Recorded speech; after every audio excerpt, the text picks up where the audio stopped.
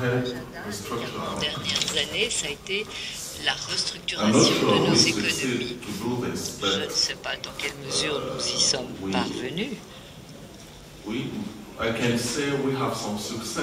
Mais ce que je puis dire, c'est que nous avons connu certains succès, quoique limités. Et cette initiative PPTE avait précisément pour objectif de donner, de redonner espoir aux populations. Or, cette crise, elle va balayer tout cela. The G20 should better discuss with our countries so that we see together what we can better do.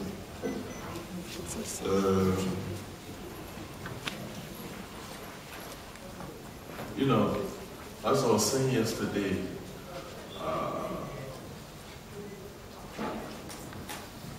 some NGOs can go and talk to G20, but they're not ready to listen to our countries. And we don't like to play games. Now we have to act quickly and swiftly. So,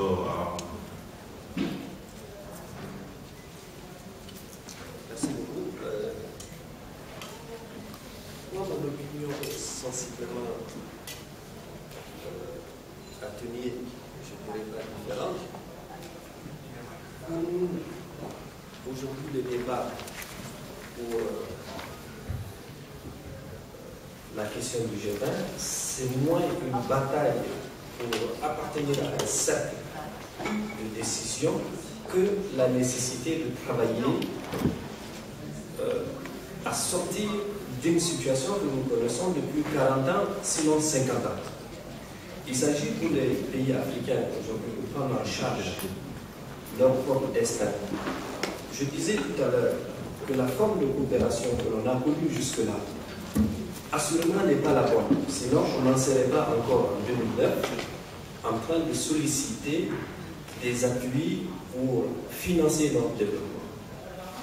Il s'agit simplement de négocier ou même d'annoncer un virage qui irait dans le sens, et je l'ai dit tout à l'heure, de mettre sur la table clairement le principe essentiel d'un partenariat qui tienne compte du respect de la souveraineté de nos États, du respect de tout ce que nous pouvons avoir comme potentialité.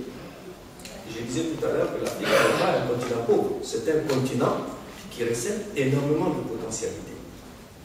Quand je donne le cas du Niger, mon pays, on a vu ce qui s'est passé depuis 2 ans. Nous avons décidé de parler très clairement vis-à-vis, en face de nos partenaires. Notre pays a décidé de s'ouvrir à la communauté internationale, de s'ouvrir à un partenariat plus diversifié, et nous l'avons ressenti directement sur le budget de l'État. Directement, je le dis bien. De réalisation de recettes exceptionnelles, la vente des permis d'exploitation, à la signature des bonus suite à des négociations des permis, par exemple, d'exploitation de l'uranium, par exemple. Tout ça a montré qu'il est possible de mobiliser des ressources supplémentaires pour appuyer l'effort de mobilisation des ressources plus globalement. Parce qu'après tout, il faut se souvenir que ces pays qui viennent en aide, et il faut les en remercier, c'est de la collecte qu'ils font de la fiscalité sur leurs propres concitoyens. Ils collectent des ressources sur leurs concitoyens pour envoyer dans nos États. Pourquoi ne pas nous mettre dans une situation où nous-mêmes nous allons créer notre propre richesse, ok, et financer notre propre développement? Oui, le G20, c'est important parce que c'est un cercle où on prend des décisions qui intéressent, y compris le destin de notre continent. Mais je considère que nous avons un travail d'abord de base à faire. Et je crois que c'est en route. Je dirais simplement, pour me résumer, qu'il faut un changement de mentalité. Et je crois que beaucoup d'entre nous, aujourd'hui, sont dans cette voie-là. je dirais un dernier mot sur le financement de nos économies. J'ai pensé que le continent fait beaucoup de choses en matière de réforme économique et financière. Hier, nous l'avons dit, nous avons pour la plupart exécuté un programme avec les institutions de Cotonou qui a permis de fixer le cadre macroéconomique et qui montre aujourd'hui que dans l'ensemble, il y a ça et là des gestions qui se font, en tout cas de manière tout à fait efficiente et de manière efficace également. Il s'agit maintenant de voir comment poursuivre ce partenariat où la question fondamentale de gagnant-gagnant puisse être poursuivie. Et tout à l'heure, la représentante de celle qui disait qu'elle est la seule asiatique dans la salle, elle parle de la Chine. Je pense que la Chine est un pays avec lequel il faut compter. Et rassurez-vous, nos États négocient pied à pied avec ce pays et bien d'autres. Donc, moi, je dirais simplement que nous avons tout intérêt, en tout cas, à inscrire notre action dans le sens de valoriser nos ressources, un partenariat qui respecte notre souveraineté. Voilà ce que je dis. Thank you very much, Minister. Just specifically on this distinction between crisis and development. Before the crisis, let's wash the crisis out of our minds and remember, and I think it applies particularly to countries here, there were lots of completely unfinanced needs for development.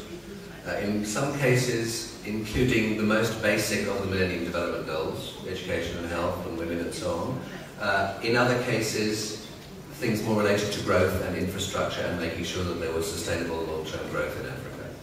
Now, I'm sure everybody's very happy and is to some degree congratulating themselves that they've responded so quickly to the crisis.